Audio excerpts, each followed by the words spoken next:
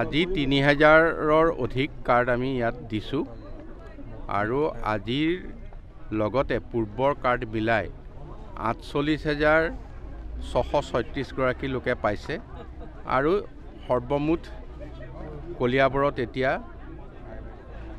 ১,৯৮,০০০ প্ৰায় ২ লাখ লোকে উপকৃত হ'ব। গতিকে আৰু কিছু হয়তো ভৱিষ্যতে আমাৰ প্ৰভিজন আছে, আমি ৰাখিছোঁ।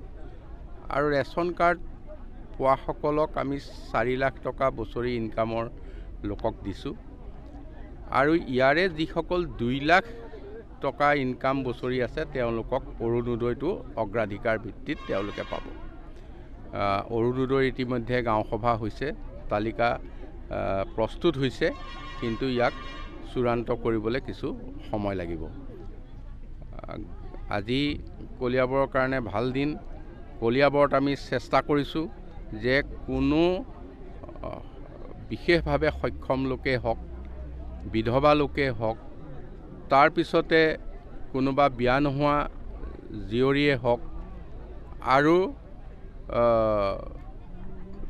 এইসকলৰ লগতে আমি চেষ্টা কৰিম যে নিম্ন আয়ৰ সকলো লোকে যাতে আমাৰ এই ৰেচন কাৰ্ড পাবলৈ সক্ষম হয়, আমি তেখেতসকলক অগ্ৰাধিকাৰ দিছোঁ। আৰু কলিয়াবৰত যাতে কোনো ধৰণে আমি ক'তো ৰাস্তাই পদূলিয়ে ভিক্ষাৰী নেদেখোঁ, এই অভিযান আমি লৈছোঁ। আৰু কোনো মানুহে যাতে ভিক্ষা কৰি খাব লগা নহয়, তাৰ কাৰণে তেওঁক আমি বিশেষভাৱে ৰেচন কাৰ্ড দি হ'লেও, চাউল দি হ'লেও তেওঁলোকক ভিক্ষাৰী মুক্ত এখন কলিয়াবৰ কৰাৰ আমি চেষ্টা কৰিছোঁ। পালোঁ, নতুনকৈ পাইছোঁ। একটো গালি এই বাগান ছোৱালী নাছিল, এতিয়া পালোঁ। মুছলিম উদ্দিন মানে ভালেই কম, আমাক কাৰ্ড দিলে নতুন কৰি ভালেই কম, বেয়াকৈ কম। 4জন। ৰেচন কাৰ্ড পালে? আপোনাৰ ঘৰ কোনটো পঞ্চায়ত পৰে? কুসুমতলী পঞ্চায়ত। আগতে ৰেচন কাৰ্ড নাছিল নেকি? নাই, নতুন হৈছে।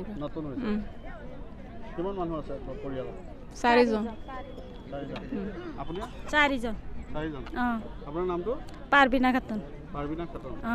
আপোনাৰ নামটো কি ক'লে? হাছান বানু। কি ক'লে? হাছান বানু। আপুনি পালে? পাইছোঁ। আপোনাৰ নামটো? হেবজুন নেহাৰ। কাৰ্ড নতুনকৈ পাইছে? পাইছোঁ।